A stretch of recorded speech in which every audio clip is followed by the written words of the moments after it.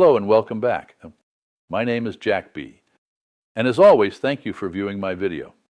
There are many American citizens that do not know the background events in the formation of the U.S. I believe these nuances are important to understand. They provide us with the basis to acquire the insight needed to fully appreciate the thought, commitment, loyalty, and effort our founders exerted to form a more perfect union. There are several topics of early history that may have been lost to the average person, such as all the documents, interim and permanent, that governed the U.S., the existence of individual state presidents, the election process of the president, the start of the party system, and the locations that served as the capitals of the U.S. In addition, there was an early glimmer of discontent between the financial industrial sections of the country and the agricultural sections of the country. As an example of full detail, we celebrate July 4th as Independence Day, the day upon which the Declaration of Independence was signed and we gained our freedom for Britain. But the actual separation from Britain and the completion of the signing of the document took almost a month. The legal separation from Great Britain took place on July 2nd, 1776. The Second Continental Congress adopted the Lee Resolution, the official legal act of separation from Great Britain. The resolution declared the 13 American colonies to be free and independent states, absolving them of all allegiance to the British Crown. It also created a united governing system for the states. 2 days were then spent fine-tuning the words of the Declaration of Independence. The Declaration of Independence became effective on July 4, 1776, when the Second Continental Congress formally adopted the document at Independence Hall in Philadelphia. However, the formal signing of the Declaration of Independence by many of the delegates occurred on August 2, 1776. FYI, the reason offered by historians for celebrating Independence Day on July 4th is because that is when the wording was finalized and formally adopted. The Continental Congress did not send a formal diplomatic letter to Britain to announce the separation. Instead, they published the Declaration of Independence on July 4, 1776, in American newspapers, and was carried across the Atlantic by merchant ships and British informants. Britain learned about the Declaration through these public channels rather than direct delivery. This information provides a better picture of the coordination of events required to get the Declaration signed. Then there is the question of what documents governed the U.S. from 1776 until the Constitution was ratified. Starting on July 4, 1776, the United States was governed by the Declaration of Independence. The document announced the 13 colonies' separation from Great Britain and their establishment as independent, sovereign states. The colonies, states, functioned independently and were informally managed by the Continental Congress and local colonial governments until Great Britain officially surrendered to the United States and its French allies on October 19, 1781. The surrender of the British to the Americans on October 19, 1781 at Yorktown, Virginia, ended major combat in the American Revolution. The formal end of the war occurred with the signing of the Treaty of Paris in 1783. The Articles of Confederation were the first constitution of the United States. They served as our governing document from 1781 to 1789. It was drafted by the Continental Congress, and it established a loose league of friendship between states. And individual states retained most of their sovereignty, and the central federal government was intentionally kept weak. Because the founders were afraid of creating another tyrannical monarchy, the Articles imposed severe limitations on the federal government. 1. The federal government had no power to tax. It had to request funds from the states. 2. There was no president to enforce laws and no court system to resolve legal disputes. 3. The central government had no power to regulate interstate or foreign commerce. 4. The federal government had restrictions on passing laws. Passing laws required a supermajority of 9 states, and amending the Articles required unanimous consent from all 13 states. Additionally, prior to the U.S. Constitution, while the country was governed under the Articles of Confederation, the presiding officer of the Continental Congress was referred to as the President of the United States in Congress assembled.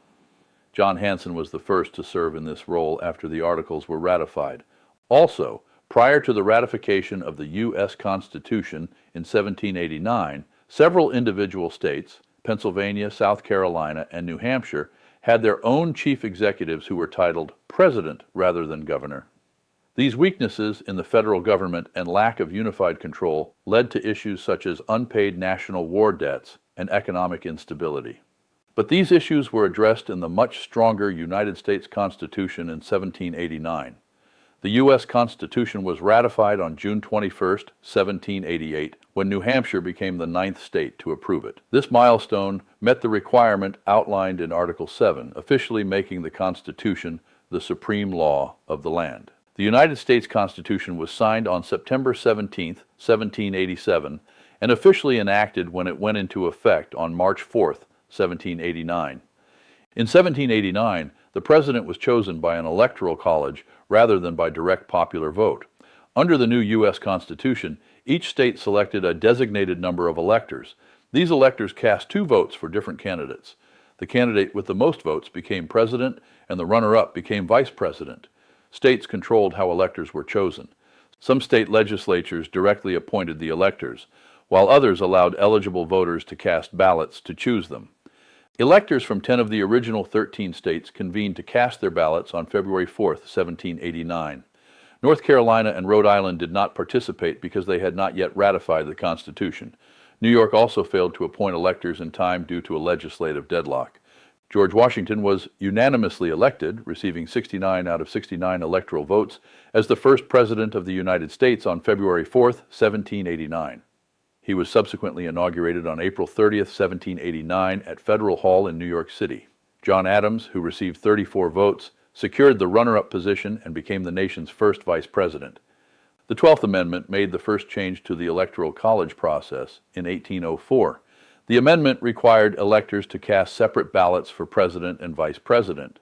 This fixed the counterproductive issue that led to political rivals serving together. In 1961, the 23rd Amendment granted Washington, D.C. electoral votes, aligning its representation in the Electoral College with least populated states. In 2022, Congress passed the Electoral Count Reform Act, which clarified the roles of state officials, Congress, and the vice president during the certification process of electoral votes. The modern political party system began in the United States during the 1790s, emerging out of early policy disputes between Alexander Hamilton and Thomas Jefferson.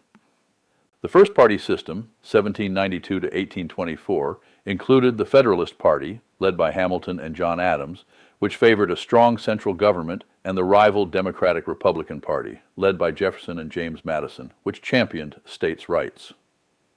The second party system, 1828 to 1854, occurred with the Democratic-Republicans split.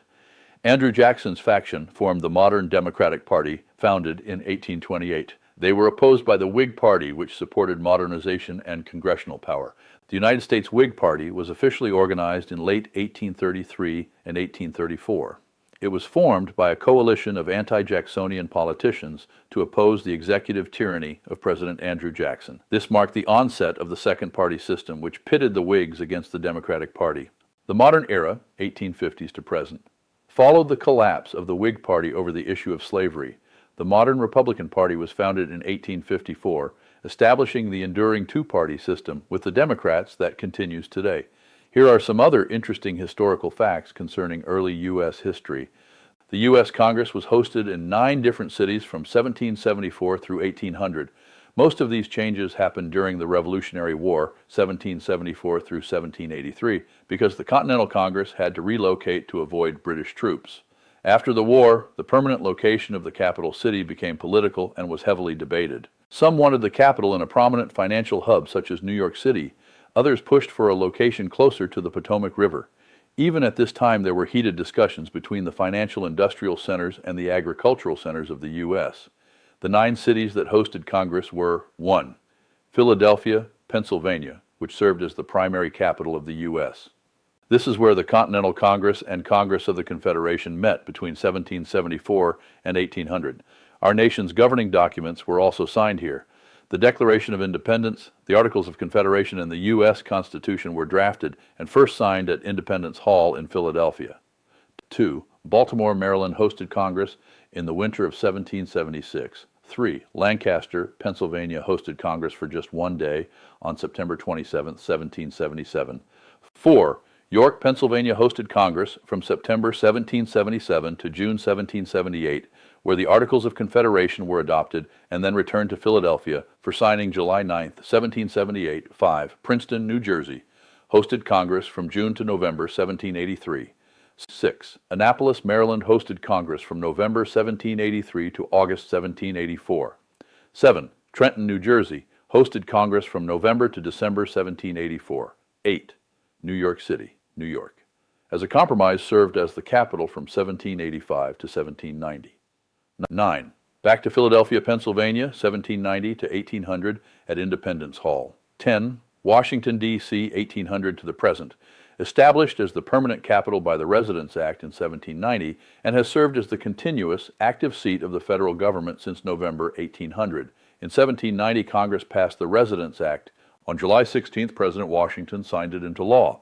This act officially selected a 10-square-mile site along the Potomac River as the permanent seat of the U.S. government. It would later be named Washington, D.C.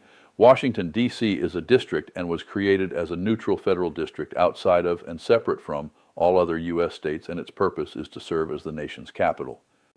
One last item. Recently, there has been a lot of wasted time discussing whether an upper age limit should be imposed on presidential candidates. I would point out that age does not always cause a problem. Individuals are all different, and age may not be an issue. As an example, Benjamin Franklin served our country and contributed to Congress until he retired at 82 years of age in 1789. By imposing an upper age limit, we may be excluding individuals that might continue to have significant contributions to our country. We have a voting system, and my opinion is to let the people vote. In summary, knowing the facts and the complete true story provides an enhanced data set with which to understand how we got to where we are and how to move forward as Americans. Well, these are my thoughts for today. And again, whether you agree or disagree, please verify the information presented. Thank you. And until next time, take care and be safe. No, Kevin. Me na do it.